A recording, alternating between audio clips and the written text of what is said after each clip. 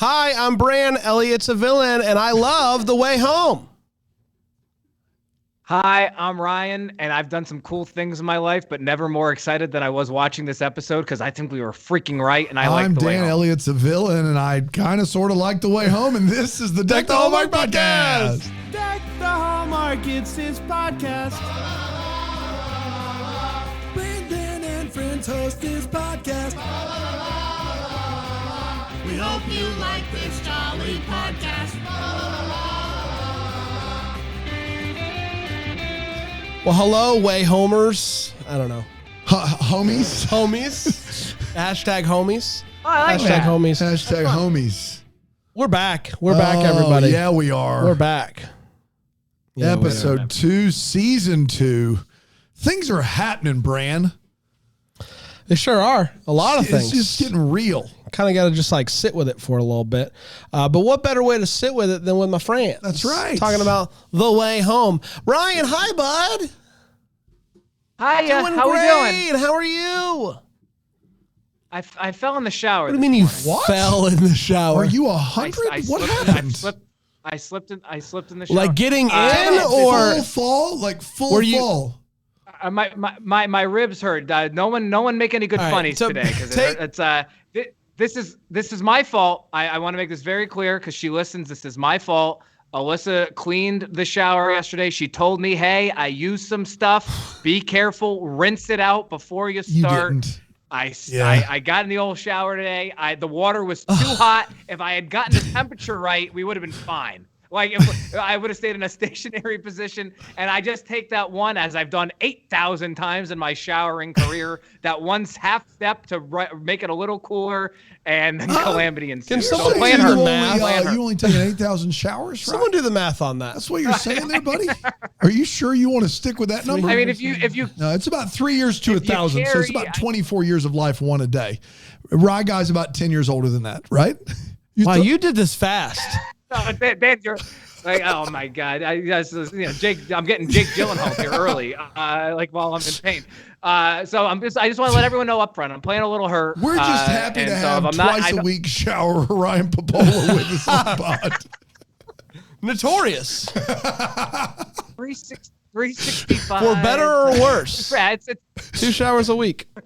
Oh my goodness. But you know what? When do you start showering as a kid? Like there's a few years there where you're 1,000 just divided taking by baths. 365 is about it's under 22 years. Under 22 years of showers. That's tough. Yeah, you're not. All right, so it's probably You're not so what would it bathing be, into more like your, double into what your I- teens, right? We've given this a lot You know- more than you I know, thought Dan, we'd here give I it. I am. can say that.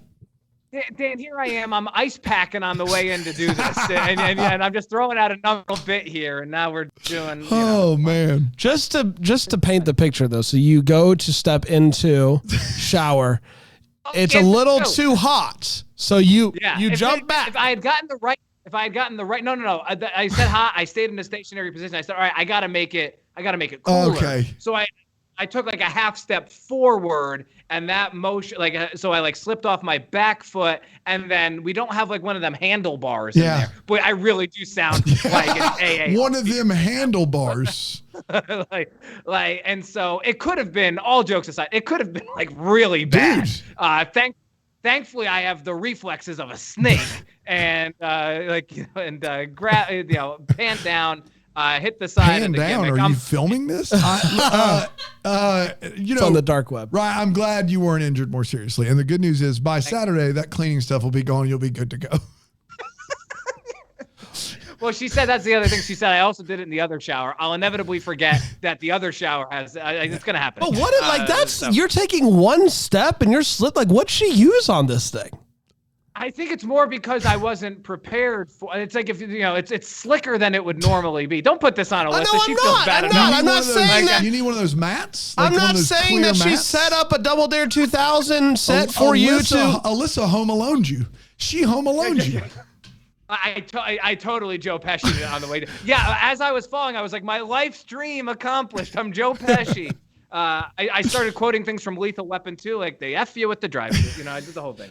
Do you think you could, going back to Double Dare real quick, do you think you could have crushed it on Double Dare? Yeah, and just gone through the end? Like, do you think you could have done it? Oh yeah, I imagine like the three of us as a team on Double Dare. Oh man, it'd be over. You know what what do you think the hardest one was in the finals? There was the nose is the nose is tough. The nose is tough. The nose is it's a crap. Yes, because sometimes they get so lucky, and sometimes they're all like they're getting impossible. Up there. If you don't get it right away, it's just like you're probably not getting it. There was a similar one. They may have just done this in the reboot a few years back, but it's like they do it with the couch. And you have to go in and dig through the couch cushions and find. And it's just unless you just get lucky. Luck of the draw. Yeah, there's no. Dan, have you heard about this Mark Summers one-man show in New York? You sent this to me. He's on stage doing he's doing He's stand-up? on stage in the stage Brandon and I set. can't exactly figure it out. The stage set is Double Dare. And he's telling you the story of his life, and it says it's part one-man show, part Double Dare, and I just don't really understand are we all going? Yeah. I mean, come on down. Is he in New York? Ready to go. I mean, off Broadway. Maybe dude, those Spirit airline flights for $72 round trip out of Charlotte. I feel like if you're not using them for this, what are you using them for? You know, if you're not using them for Mark Summers, and that's got to cost more than the ticket, right? Like the $75 round trip. Well, I saw that VIP was like $400, but I don't think that's you know what, you guys, you want to know what's just coming in clutch though? I just met a guy who is good friends with Mark Summers. No. Dude, I mean, if the tickets are free, we're doing it. Let me text this guy right now. The tickets are free. Dan, it's called The Life and Slime. Oh boy. If the tickets are free, the three of us are getting on the calendars after this recording and we're figuring it out. All right, let me send this text in there. Hey, I remember you saying that you were good friends with Mark Summers, period. I just saw that he's doing a one-man show in New York, period. Do you think you could hook me up with tickets if I were to make my way up there? Question mark. We're doing it. We're just throwing it out. And that is how it's done. Let's talk. These Big Way Home fans, all these homies came out to hear us talk about it, and we're 10 minutes deep, Double Dare and shower falls. If you think I'm not asking for Mark Summer Broadway ticket hookups, off. Here's the thing, though, real quick, Brandon. I know we got to start, but if I had never fallen in the shower, Brandon and Dan wouldn't be coming to do a live show after the Mark Summer show in New York. Where's the live show? Is it on the street? You're welcome, everybody. Where are we doing the live show? We're gonna do it with Mark after the fact, of course. Yeah. I don't know how. He just said, I could ask. Wow. Boy, you hear that? Boy. You're welcome, everybody. Man, this is happening. It's all coming together. Let's talk about The Way Home, Season 2, Episode 2, Hanging by a Moment Here With You. That's the name of the episode. There is nothing else. Originally aired on, what is that? January 28th, 2020. You know what stinks? We only got one more episode, then we have to take a week off because of the Super Bowl. They don't do the Super Bowl Sunday. Isn't that the worst? We have that confirmed? Yeah, I think it's confirmed. I'll miss it. Me too. Yeah. Would have totally watched this. Take the Super Bowl, give me The Way Home. And Jesus. Well, now you made it unfair. And it went a little something like this. Alice pops out of the pond. Kid Elliot sees her, and she's like, I'm not supposed to be here. So she jumps back in and ends up back. Still there. Yes. So she runs to tell Elliot, and Elliot is mad and is like, all of this is because of you. You're the reason why all this is happening, blah, blah, blah. Then we see a glimpse of 1814, and we just see blood is on the rock where she got shot. We don't really know what's going on. Alice starts to explain that they think that Jacob is still alive and time traveled, and this is blowing. She's back in present day. This is blowing present day Elliot's mind. Kat wakes up, hears people talking. She heads upstairs. She sees an 1814 almanac, and she faints. Alice is talking to Dell and is trying to come up with a cover for where Kat is, because Kat's still missing. And also talking about how she's going to go visit her dad. Remember that? She's still going. Yeah. It's been a long day. Yeah. So these two people that are nursing Kat back to health also kind of seem to be holding her captive. Like this one guy's like, make sure you don't let her go. And she's like, I don't know why this is my problem, basically. Dell talks to Elliot about, you know how the guy is he's leaving, and so now she has all this extra acreage. She wants to open it up for young farmers to learn more about farming. And apparently, and these are her words, soil's real special. Yep. Soil. Dirt wink. Soil is real special. Not our first dirt wink of the episode. Alice decides to try to find her mom, jumps in the pond. She ends up, you guessed it, back in the year 2000. In the year 2000. Into the year 2000. Elliot is like, hey, you ruined everything. I never want to see you again. I thought we have talked about this. And she jumps back in the pond. It does not take her this time. Kat comes too, and she decides now's my chance to make a run for it. These dudes try to stop her, but a woman on the horse, she's the same woman that was nursing her back to health before. She shows up, pulls her onto the horse, and tells her to jump on. They ride off. Alice and 2000 Elliot sit by the water. They listen to Third Eye Blind. They talk about how they miss this thing that, friendship and whatnot. The woman tells Kat that her name is Suzanne. She asks Kat how she knows Jacob because she kept saying Jacob's name while she was like in and out. And Suzanne tells her that Jacob is living on the family farm. Kat asks if he's doing well. She says, yeah, he's a happy kid. And Kat is like, oh my gosh. And then she jumps in the pond, pops back out in the present. Alice at the same exact time also pops back out of the pond. She tells Alice the good news that Jacob is alive. He's alive. In 1814. She decides to go to that manor to grab that painting.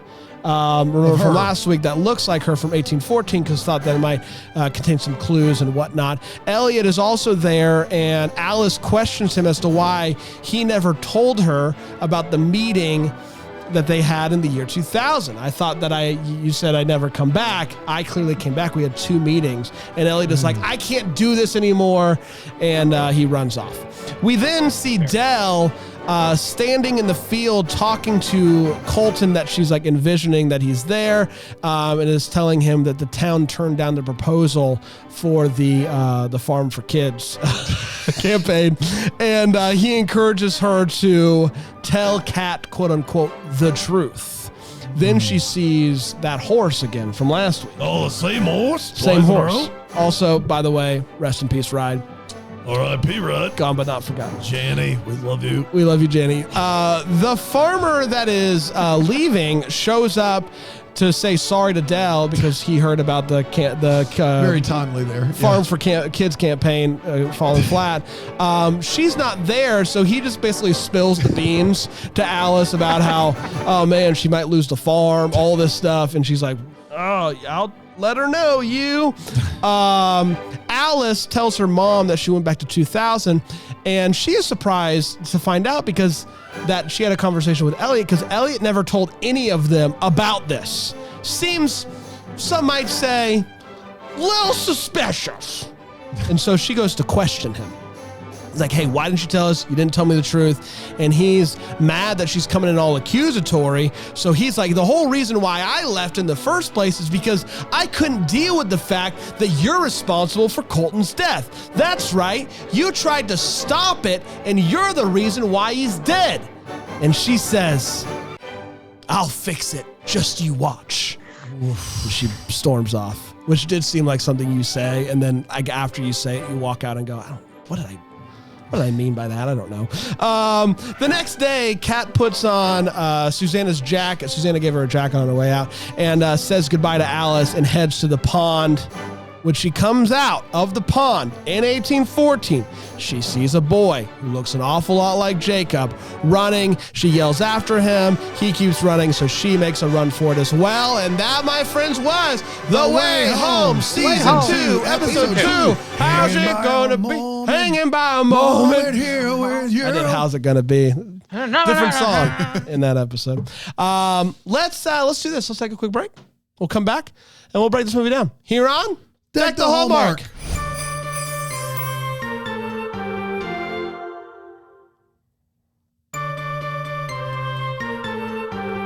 Hello, everybody. Welcome back. They're going to flag us because our Lifehouse impressions were just too on good. point. I forgot to tell you. You remember when you said we can't use Sarah McLachlan? We're going to get flagged. And I was like, we'll do a cover version. It got flagged. They flagged your They version? flagged my version. Now, I was able to fight it. It's a cover. We're good. But they flagged it for melody. So the melody was too similar. That's because your pipes were on point. I mean, if I am the closest thing to Sarah McLachlan. You weren't going to do that ride in memoriam and do it jokey. You had to do it serious because it was a serious segment. That's exactly right. I shed it. Yeah. Which, by the way, if you missed the Deckies last week, you can watch it right now on Philo. Philo, if he's on DTH, you can watch that whole entire puppy in its entirety. That's right. Whole entire puppy. The whole puppy. The whole puppy. What? They were puppies. Yes. That's actually, again, and I don't want to, like, Philo has so much going for it. We don't really have to sell it that hard, but puppies. So many puppies. So many puppies. So many cute puppies. Let's talk about The Way Home, Season 2, Episode 2. Let's start with the hot take. It is where we share exactly how we felt about this episode. We do not hold back, and I'm going to start with my guy, Rye. Rye, what'd you think of The Way Home? Let's start on. Let's keep the 3 shot here for a second, Brand. We did it, guys. We did it. We did it. I was shaking during this episode. As affirming of a villain reveal as you could ask for. That's right. This point. That's right. Yeah. And then there's like the chance that maybe they did it because of us. Just like so much excitement. I feel as confident as Team Lucas felt for years. All right, so we'll obviously talk about Elliot as a nefarious villain early and often, but I was instantly invested in the 1800 stuff because, Bran, you had a good point last week. Like, maybe, we might get sick of it. I think that hopefully we're not going to spend too much time there, but what we saw this week, I really liked. All of the stuff with Elliot in 2000, whether we're right, or wrong, or what have you. It's like that stuff is interesting from a dramatic standpoint. I love it. I love the storytelling components of it. Really, really great there. The Jacob reveal is a great moment of conflict for Kat. I'm going to talk more about it in the Wait What, but I'm liking how they're handling all of that. The Kat and Elliot argument was electric. It was well acted. It was just everything about that. One of my favorite scenes in the 12 episodes we've now had of the series. Not as strong of a cliffhanger, but that's okay. It's like we can't judge every episode just by the last 30 seconds. And then, that's a pretty good cliffhanger, though. She's running after her brother. Not as good as getting shot. Yeah, gunshot. Pretty good cliffhanger, though. I'm grading on a curve, absolutely. But I will say this, and again, we're going to talk about this probably for the next 40 minutes. But, like, if the plot of this show, all right, White Witch, cool. Jacob being lost in time, Pond is cool. If the plot of this show is that in the year 2000, Elliot got mad at a time-traveling, sort of, kind of, not really relative, and he's hatched a 23-year plan to get his revenge. This is the best show ever. Forget about best show on Hallmark. This is the best show ever. This is the time travel show we've been waiting for. And can I just add really quickly? Because did you pick up on some sort of tension between 2000 Elliot and Alice? Yeah. Like there's something there. Do you think it's possible that this man is going to get his heart broken by not just the mother, but also by the daughter? Can you imagine a world where your first love is a woman named Kat, and you are saying, "Oh, I love this girl," and then she goes through a bunch of trauma, and she ends up leaving, and he's like, "This is it for me." And then you meet that woman's daughter from the future, and you start to hatch some feelings. I can't believe we're doing this 2 seasons in a row. No, this is not crazy, though. This is not crazy, though. It is crazy. It is. You felt it. You felt it. There 100% were sparks. Yes. It was unfortunate. All I'm saying. I don't know if they were meant to film it like that or not. All I'm saying is they both exist in the year 2024, 23, whatever. And in that timeline, she is a minor. Yes. And he is not. Well, that would be reprehensible, yes, right? But they've already done a version of this last season with Dell and Roy. No, with Alice and what's she clearly doesn't care. Correct. She doesn't care because in her mind, like, she's still a kid. She sees a kid, of course, and there's still she sees them as two different people. Yeah, she sees them as two different people. I just want to say this: if you fall in love, she breaks your heart, and then someone from that same family also breaks your heart, you're going to be a villain. There's no way that this is a villain story of all villain stories. Dude, my heart was broken by the mother and the daughter. It's the best show ever. If this is actually Insane. plotted. I just want to be very, very clear. Insane. I don't even know if you've given a hot take, but we cannot go a second further. I want to be very clear. There is no way in hell They say that on the way home, by the way, so we're allowed to say hell. There is no way in hell that Hallmark is going to make that the overarching plot of The Way Home. No way. Having said that, if it is, but this show's amazing. We didn't think that she was going to fall for somebody in 1999, and she did. But this show's amazing. It's unbelievable if that's where they're going. It just is. Yeah. It would be one of the better time travel plots I've ever Yes. like genuinely. It's like interesting and innovative. It would be incredible. Yeah. Sorry, Brand. I also don't know if you gave a hot take. I didn't really. My hot take is that I love this episode. I thought that this episode was fantastic, and it did so much for the, like, just setting up little things, like even like random throwaway lines. Like, now we know that Elliot is related to the people that helped Kat, but also kind of held her captive. Like, a throwaway line, like, "Hey, that's my." Definitely not a throwaway line. Yes, but he said it's just like one line, and yes, it's like, and like just you stuff keep like that. Sucker and put it in your back pocket. Just stuff like that. Right. Like, definitely something going on with the soil. Like, you don't have Del touching the soil and being like, "This is good stuff." If there's not going to be something going on with the soil. Just a lot about this episode that I thought was fantastic. Really excited for next week. That's the thing with this show, is it does such a great job of me wishing it was just bingeable, because I just want the next episode. Almost like it was made for Netflix. Dano? Yeah, I'm still a little mixed, but I'm warming. Here's my thing, guys, is the good notes of what we're getting in season 2 are better than anything in season 1. But it still feels a little sequel-y to me. It feels like it's too big, too bloated, too many storylines.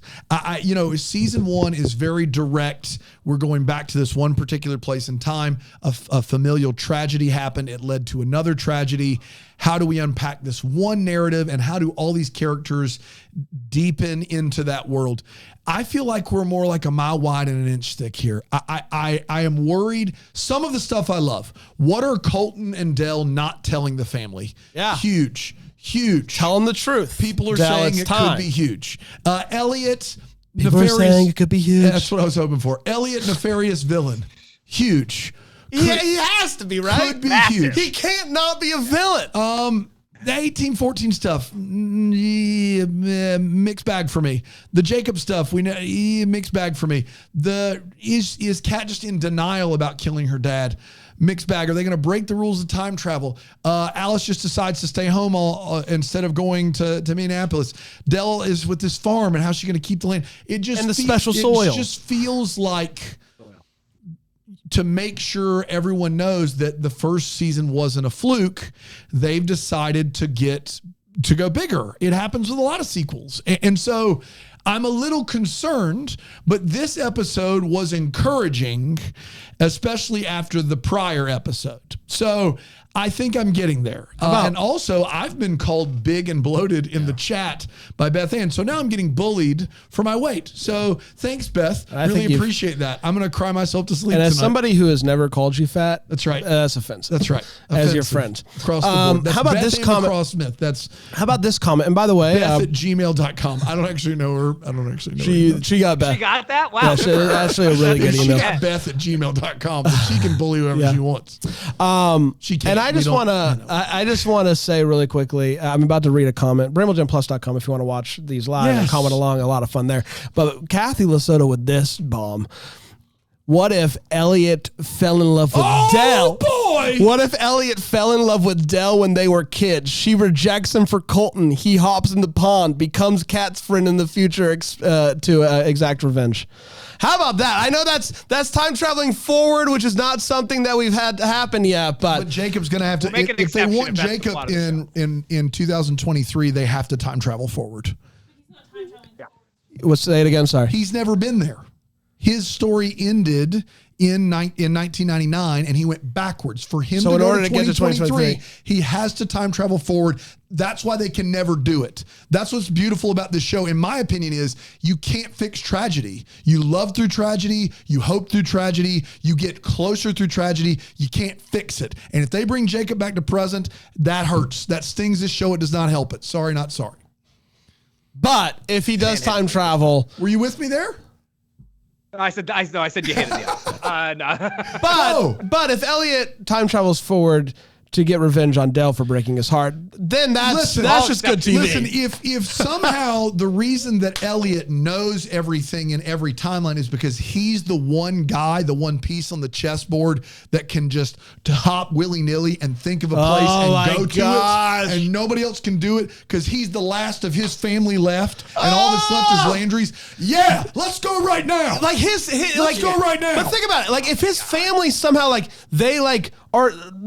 they find the are they responsible for the pond? We don't know. We don't know. They're clearly a family of influence. So clearly a family of influence in 1814. Woo! Give me a couple more lines away home, man. It's a good. Wow, you just real quick. This is why you can't binge them. You'll just OD. I will. I'll OD on the way home. But what do I go out? It's time for all the feels where we talk about what in this episode gave us feels. And we've talked about a lot of feels so far, but let's find out. Ryan, what gave you feels? I'll go off the board of what we've talked about so far. I'd be remiss if I didn't use my time here to discuss that Kat got shot. Last week I was mad because they showed us that she was upright. But you know what? I rescind that because this woman got shot and she's basically sprinting marathons 15 minutes. This woman is a warrior. It's like I don't care that it was a grazing shot. She should be put her in the Avengers. I was inspiring, quite frankly. When I found out it was just a graze, I was less impressed. No, I mean, come on. Also, real quick. So I also like that they did a callback. Actually, Dan, this goes to your point from a few minutes ago. I like that they did if you're listening for it, callback to the joke from the pilot. I don't remember what was said, but Alice says something to Elliot and the people walk in and they did a version of that. Yes. I'm done with you. I'm done. I can't be involved. I can't be involved with you or your mother. Yeah. It's funny. Say hello to your mother for me. Good joke. The scene where they're in the old house in present day, and it cuts to this shot from above aiming down at Elliot with ominous music, and there's like voices. He's hearing something or replaying something in his head. It was as gratifying of a moment for me as somebody who's team villain as you can get. Like it seemed like the music, the whole vibe there screamed villain, and I loved it. Dano? They're taunting us. Yeah. Even the way that it's shot, it just screamed like. At this point, I will say this, because they either listened to us or decided to do this, and we happened to call it, which is even crazier than them listening to us, in my opinion. If they are doing this just to make him still a good guy, I think it hurts the show. I don't think it helps the show because what did you do? You just changed the lighting and made him scowl, and he's a completely different character in scenes in this. Like, he's not a guy that's seen some things and some stuff and left for 7 months. He, all of a sudden in episode 2, he is like, everything is like scowly, furrowed, like, it is not a good look if he turns out to be a good guy. It just isn't. But that's not my feels. My feels is pretty easy. How's it going to be? Third Eye Blind. Yeah. I don't need to say anymore. They decided that they had some bangers in the first episode. What do? Let's break out a little Third Eye Blind. How's it going to be? And listen. MP3 player on the beach. It doesn't matter. I don't want to hear about the characters. That was it. Yeah, but especially if you're doing one earbud with you, one earbud with your time traveling crush. Pretty much first base. That's, I mean, forget about it. Forget about it. Your MP3 player has 25 songs in it. You're sharing an earbud there with somebody. You don't do that with just anyone. You don't do that with just anyone. No. Let's take a break. We'll come back with the what, sink or swim, and nearly nude. Here on Deck the Hallmark. Can't believe we're doing that.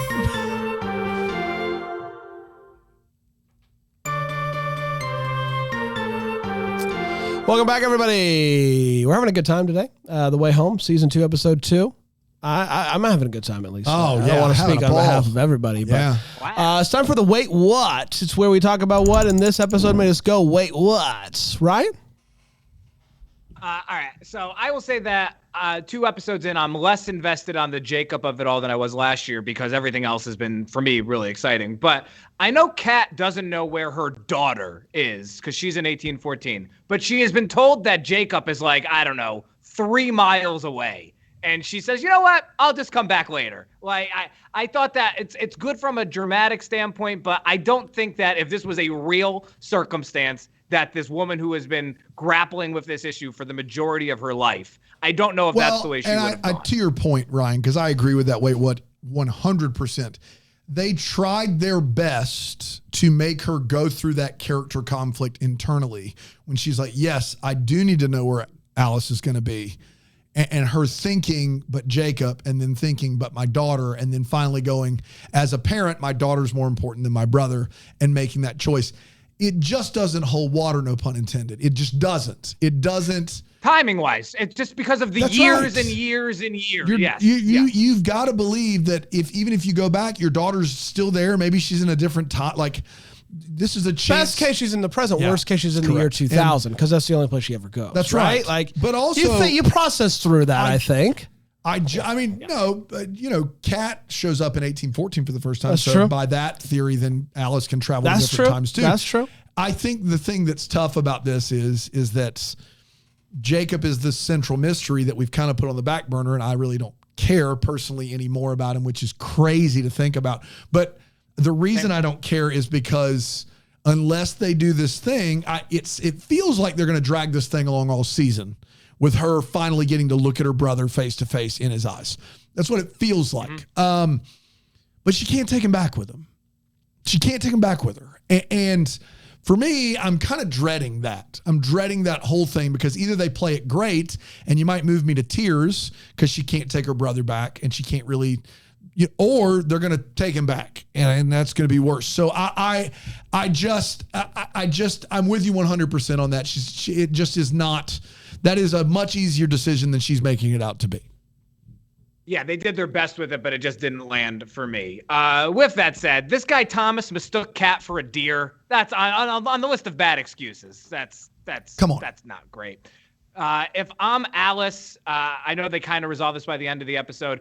I'm out on Minneapolis the moment my dad says I have to do a trip that I did for not sure. Do. Like that shouldn't have taken 20 more minutes of episode time for her to be like, you know what, we got the time traveling pond. Maybe I'll just stay. It's like I don't want to work. It's the summer. And then last one for me. Speaking of time in the episode, we really went from 0 to 60 back to 0 with, as best I could tell, unless I missed something, Del and Elliot hatching this proposal plan thing. Like she pitches the idea to Elliot, and then again, correct me if I'm wrong. It's not even the end of the episode. We're just told that she had a conversation and it all fell flat 20-ish minutes later. Did I miss something, or was that how? As far as we don't see her make the pitch. I feel like there was like a quick mention of it outside of the house to Elliot, like, hey, it didn't work out or something like that. But there definitely isn't much. It definitely goes from, hey, I have this idea. That's just not how government works. Like that's years. Permits take forever. Hey, do you think we should do the Farm for Kids thing? Let's think about it for a few months. We'll talk about it. I only have one. And again, I don't want to keep harping on people's choices when it comes to wet clothing. But but you're gonna. I'm going to. Just give it up, buddy. This is not, listen, if she wants to jump in jeans, that is now her choice. But she clearly loves it. She does it again this episode where she could have changed anything and she chose not to. It is what it is. But imagine someone coming into your house soaking wet and saying, hey, pop a squat on my leather couch. Yeah. Totally cool with me. Elliot, you're a villain. Yes. Just an insane. And to throw them not a towel. It's like a wool blanket. That's right. Like that. It's just so many choices made there. But if you're soaking wet, I'm gonna be like, could you stand over there outside? We'll talk out there. You're not sitting on a leather couch. You're not getting anywhere near had a it. coat on too, I believe. With your soaking wet jeans. No. Get out of here. Stop it. Just there. No Dano. Yeah, I did not find the dirt winks to be great dialogue. They mention that the Landry dirt is important, and they try to do it in this sneaky throwaway fashion 2 or 3 times. I just thought it was really ham-fisted. That's neither here nor there for a wait what. I just needed to throw it out there. I didn't know where else to put it. My big wait what is that Kat is about to get back in the pond to go see Alice, and they're like, Jacob Landry's here. He's on the Landry farm. And then Kat goes, can you take me there? Well, I've got news for you. 1, you're there. It's 1. 2, you know that land because you live there. You live there. Now, it could be in a different place, but you should still be able to manage the woods without a guide. It is crazy to me that she's lived there her whole life and is like, I need somebody to take me to Landry Farm. No, that's your family's land. It's been in your family for generations and generations. You know this story. How do you need some help here? I mean, you might get lost a little bit, but there's a finite amount of space for you to find this farm. Just go do it. Wait for her to leave and then just go and do the thing. It's pretty straightforward. Anybody have thoughts on that or just me? Just you. Okay, great. I think you nailed thanks, it. Man. Yeah. Thank you. I love this farmer who's selling his land, rolling into the Landry farm in his truck and going, tell Del I'm sorry. And then Alice is like, sorry for what? And he's like, well, you know the plot of season 2? You know that one? Farm less than. She's trying to fix it. It's a no-go. She's in trouble. Probably going to lose everything. Sure, she told you about Farm for Kids. She unloaded all that on her granddaughter. I know I'm not the first to tell you the plot of the season 2. I'm sure you've heard it already. What is happening?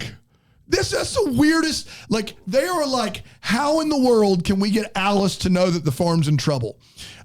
She could overhear some people in town. She could hear Del on the phone. What if Old Man Riggins stops by and tells you the whole plot of season 2? But also, Old Man on Riggins, his way out of town in his short bed, half-ton Ford. Are you kidding me? But also, like, read a book, man. Like, she's clearly confused. This is clearly the first she's heard of this. Oh, he just keeps talking. Yeah, he just keeps going. Dude, crazy. And then lastly, and I hate to be this guy with my history wait what's, but they're in Canada. They're not in the United States. They're in Canada. Now, they are close to the border. It is 1814. They reference the War of 1812. One thing, Canada is British, and so everyone there is speaking in a British accent. You think James Senti needs something? Are we good? Everyone there is speaking in a British accent, aside from Susanna, who's speaking in an American accent. We don't know why. Maybe that's a wait what, maybe it's not.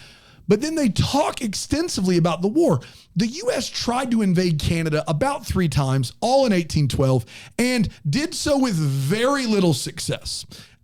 Canada is where Britain regrouped to try to fund the Native Americans with guns they made and to help them win back the territory.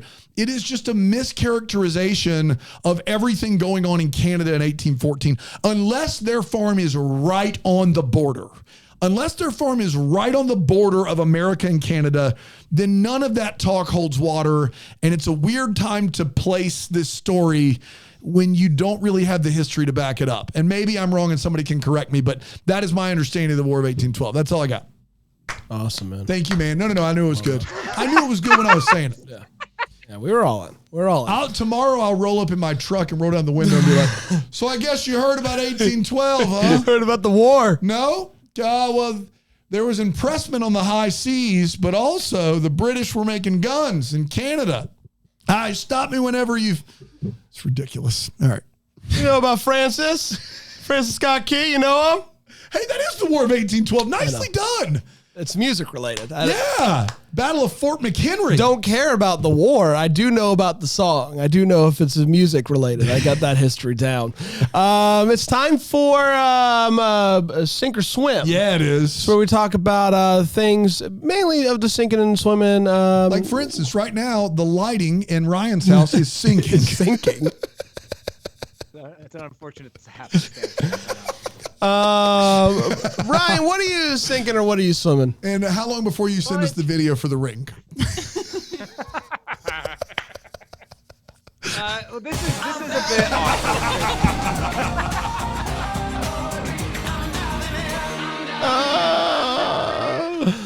Sorry, go ahead.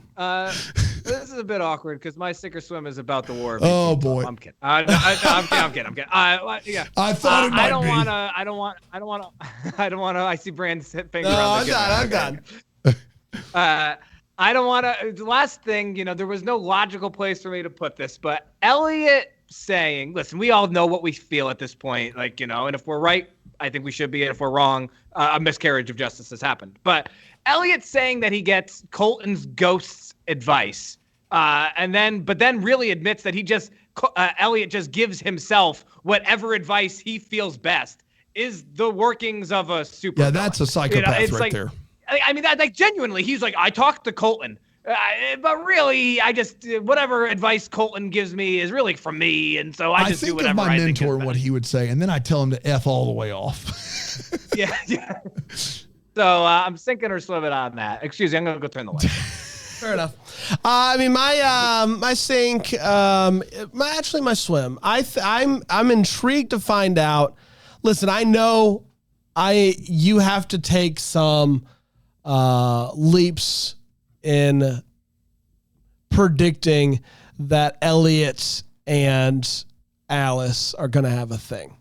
I know it doesn't necessarily mean true love when you listen to an MP3 one ear on a rock looking at the water. It doesn't automatically mean love. Probably means love. Doesn't automatically. I don't know if they're going to do anything with it. It is both the sink and a swim because I'm nervous if they do, I'm nervous if they don't situation. Right. Yeah. But I'm intrigued to see what happens there. Dano? I have one prediction. I'll call that a swim. That in 1814, the dude on the beard who's trying to keep Alice there. Dude on the beard? On the beard. On the horse with the beard. Got it. Different. We don't have time to different. On the blarns? Nope. Different things. The dude with the beard on the horse that is helping take, who shoots a cat by accident and then is helping take care of her. I think they're going to do an Outlander love triangle with her, him, and Elliot, different time periods. That's just a fun prediction for season 2. And then the other thing could be a sink, could be a swim. I need to know more about Wally's chip truck. Dell just rolls in and just casually is like, I got you lunch from your favorite place, Wally's chip truck. Is that a Canada thing? Is it just potato chips? Is this like a poutine situation? What's going on here? I've got questions. I need answers, and I think that about covers it. It's time for everybody's favorite segment, Nearly Nude. It's where Brian comes in and he lets us know if this was the episode where Andy McDowell promised she was going to be nearly nude in this season. That's exactly right. Brian. Yeah, Brian, thanks for coming over this way. Take it away. Yeah, thanks for having me, guys. This mic is way out there. Here we go. Come on back. All right. Yeah, come on back. Here we go now. Now, yeah, I caught the end of this one, and gotta say, guys, super excited to report no nudity in this one. Back to you guys. You said that so weird. Thanks, You said Brian. that like somebody put you into like half speed halfway through it. You were like, no. Credit card? You got it. Brian, thank you. Thank you, Brian. He says thank you. But you know Brian. what's fun is just thank you. He says thank you, Brian. Thank you. Thank you, Brian, from Brian. Thank you. Thank He you, says Brian. Thank you, to me. Dan, to Thank Brian. you, Brian. Thank you, Brian. Thank you. Thank you, Brian. I will just Brian's saying thanks to everybody. Hey, by the way, real quick, I feel like thank you kind of got robbed as not being a nominee No for kidding. Best Bit, but neither here nor there. No, there were Yeah. several that I just felt like were It's out a there. bit? So, no, we really are thanking each other. That's I what thought I it did. was Well, no, I genuine. mean, I genuinely mean, thank you, Aaron. I That's think a some good people point. must Thank think you that for Seth really exists in our office and wonders Seth, if we no. need anything. we don't need anything right now, Seth. That's right. Yeah. Get out of here, buddy. You sure you guys don't need anything? Don't need anything, All right. bud. Not right now. Ryan, you need anything? The better lighting. Okay, better lighting. I'm on it. Thank you. Wow, finally someone gave him something to do. Nothing I can do there, Brand. Sorry. All right, buddy. Thank you. Yeah. Thank you. You need anything? Thank you. Thank you. Thanks, Ryan.